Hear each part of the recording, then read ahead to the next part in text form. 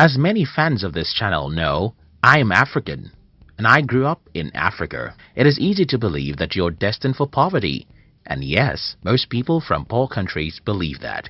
However, when I was around 17, I started questioning such assumptions, and the reason for my different opinions is because I often see rich people even in my country. But there are some other explanations for the reasons why some people are rich in poor countries. It may be that these people do ugly or illegal stuff. Maybe their father is a politician who has stolen a lot of money, or maybe it's just luck. Anyway, I decided to study how money works and see myself whether being rich has something to do with luck, stealing, or anything like that. By age 20, I already knew the formula of wealth creation, and I was ready to follow such formula. In today's video, I'll be sharing with you how to be rich in a poor country. If you're new here, consider subscribing so that you won't miss other interesting videos like this. Riches has no home. In his book, The Science of Getting Rich, Wallace D. Wattles provoked us to think about something very important. He asked us to stop thinking about poverty as though it caused by certain geographical location, but because if poverty has something to do with a particular geographical location, then certain people in certain geographical locations will be poor, while everybody else will be rich. But that's not so. As we make this video today, millions of people are poor even in the richest countries of the world. For example, more than 70% of Americans live from paycheck to paycheck, according to some studies. And think about this, many people even in the poorest countries of the world are very wealthy. What does this tell us? I think it's very simple. Money doesn't have anything to do with where you live. But there's another problem here. If money doesn't have anything to do with where you live, then why do we have more poor people in certain continents than others? Why do we have more poverty in Africa and Asia than in Europe or America? I think I have an answer, and that has to do with conditioning. Like begets like. The story was told about a farmer who brought an eagle's egg from his farm. When the farmer got home, he added the 3 eagle eggs with his chicken's eggs, and his chicken hatched the eggs with hers. Many months after the little eagles have been hatched, they are there right with the chicks, eating everything the chicks were eaten, walking around the way the chicks walk around and having the same aspirations like those of the chicks. These 3 eagles grew up and lived their entire life just like chickens. They never flew or dared to live like an eagle. I'm sure that you will believe this story easily because it happened in the kingdom of the birds. Well, like those eagles, like always begets like, even amongst human beings.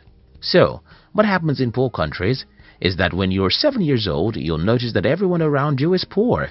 And not just that these people are poor, they always blame someone else for their poverty. At age 7, you may not understand these people, but by the time you're 17, you're already successfully initiated into their evil world. What then happens is that as a young adult, whether you listen to your father, your mother, your uncles or teachers, everyone is blaming someone else for their state of being poor. It doesn't matter how strong you are, the natural thing to do is to become like these people. By the time an average human is 21 in a poor country, he has started thinking that the reason why he is poor is that the government or devil makes him poor. From this point, you can see how easy it is for these people to be poor and also make their children poor. It's pretty simple. Whenever you blame someone else for your life, what you're doing is folding your arms and saying, "It's not my fault. Let the man who causes man's poverty to come and make me rich. It's not my fault. Let the man who causes poverty to come make me rich." So the number one reason why most people are poor in poor countries is that everyone around them is poor when they are growing up.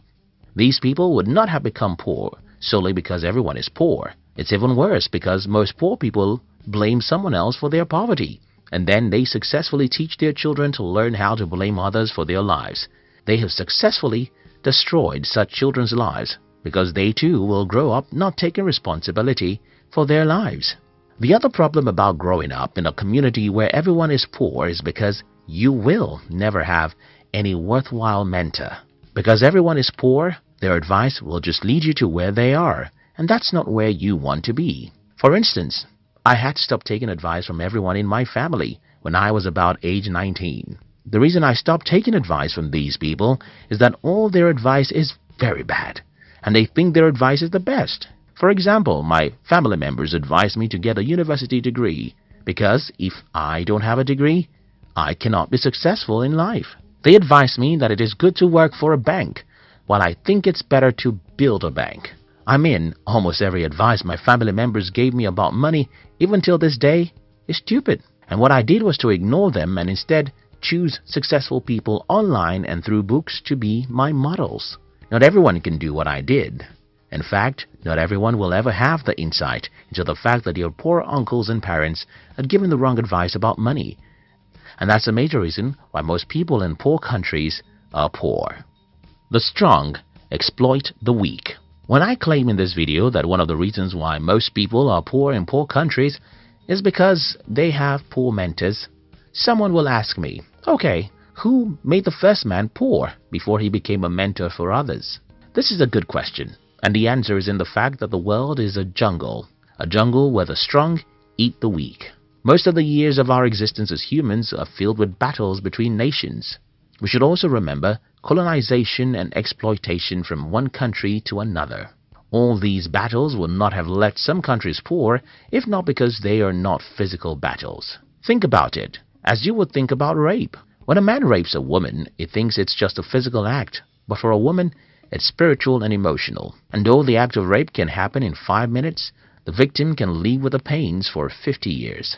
Similar things happen when a country invades, overpowers, and colonizes another for many years. For those who are asking how the first man became poor, I think that is how the first man became poor. But that's not an excuse for you to be poor. You see, the poverty of your forefather may not be his fault because he was probably taken as a slave for 30 years. But your poverty is yours because you have the power to liberate yourself. Country and personal prosperity. Another reason why many people are poor in poor countries is that most people seem not to understand that there are differences between national prosperity and personal prosperity. Because most people don't know that there's a difference between personal and national prosperity, many people in poor countries want to run to rich countries. Many Africans want to run to America. Many Indians thought they could migrate to Europe, and that's another problem. You see, running to a rich country won't guarantee your prosperity, because even in the country that you're running to, most people are still poor. Now that I've tried to pinpoint some of the reasons why most people are poor in poor countries, let me try and show you how to be rich in a poor country. 1. Disown every mentor you have. Well, I don't mean that you should legally get rid of everyone in your life. I simply mean that you should stop taking their advice or spending much time with them, except they are positive-minded.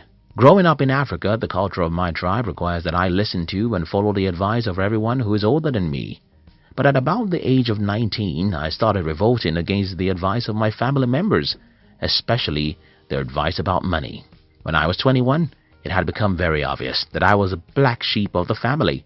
Until today, these people just don't have any advice I can follow about money. Don't get me wrong, I love my mother, father, uncles, and siblings. I love my African friends, but I don't take advice or spend time with you if you're negative. This is the first thing I think you should do if you're from a poor country. Do away with negative people. Stop taking money advice from poor people. Instead, go to the library and read books from the rich and successful people. Check online and follow some inspiring people who will make you believe in yourself. 2. Understand the difference between personal and national poverty. Don't assume that you have to be poor simply because your country is poor. You can be rich, even in a poor country. As I have explained earlier, being rich is not a factor of where you are from or where you live. Being rich is a factor of how you use your mind. 3. See the half-full cup. I suffered ill health for the first 17 years of my life, and I hated life for every minute of those sicknesses. However, a few years after I regained my health, I understood that such terrible health challenges was a blessing in disguise. The lesson here is that most bad situations have hidden opportunities in them. But human nature really takes time to look for opportunities in bad situations. If you live in a poor country, you have to learn how to see the cup of your country as half full, not half empty. You have to be positive and believe that there are opportunities for you somewhere in some corner. Only you can believe that and take proactive actions that will lead you there. In conclusion, everyone watching this video from Africa or Asia should sit down and rethink their path in life. We should stop being negative about what is possible for us. We should believe in ourselves and pursue really big dreams. We should understand that money is not a product of any geographical location, but the product of our mind. I hope this video helps someone. Thank you very much for watching our videos. I'd like to give you another interesting video for you to enjoy next. But before then, our team will be very happy if you can like this video and share it with your friends on social media. If you're new here, don't forget to subscribe, so you won't miss other interesting videos like this. Look at your screen now to see 2 other videos we handpicked for you to enjoy next. We love you.